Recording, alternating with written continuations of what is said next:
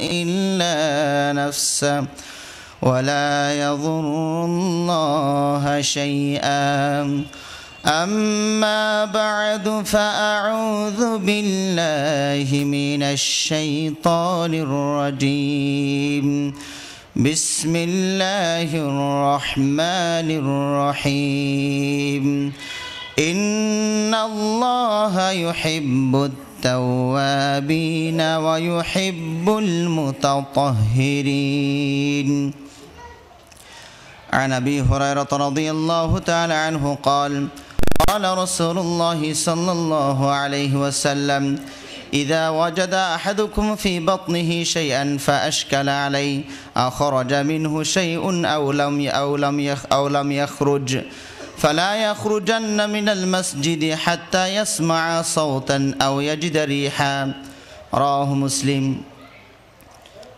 الحمد لله সমস্ত প্রশংসা যাবতীয় গুণগান পূত পবিত্র মহান আল্লাহ সুবহানাহু ওয়া তাআলার জন্য, যিনি পূত পবিত্রতাকে ভালোবাসেন। আমরা সেই রব্বুল আলামিনের শুকরিয়া জ্ঞাপন করছি, আলহামদুলিল্লাহ। অতঃপর অসংখ্য অগণিত অজস্র দরুদ ও সালাম বর্ষিত হোক আমাদের প্রিয় নবী মুহাম্মদ রাসূলুল্লাহ সাল্লাল্লাহু আলাইহি ওয়াসাল্লামের প্রতি।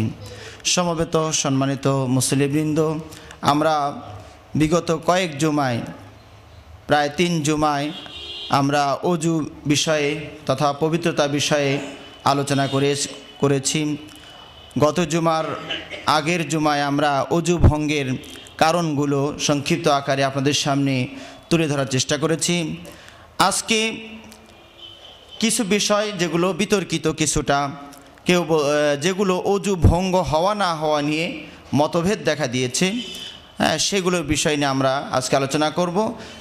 আর এগুলোর বিশুদ্ধ মত হচ্ছে যে এই জিনিসগুলো প্রকাশ পেলে অজু ভঙ্গ হবে না, যদিও কেউ কেউ এর পক্ষে বলেছেন।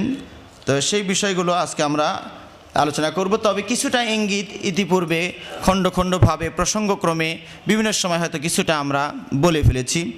আজকের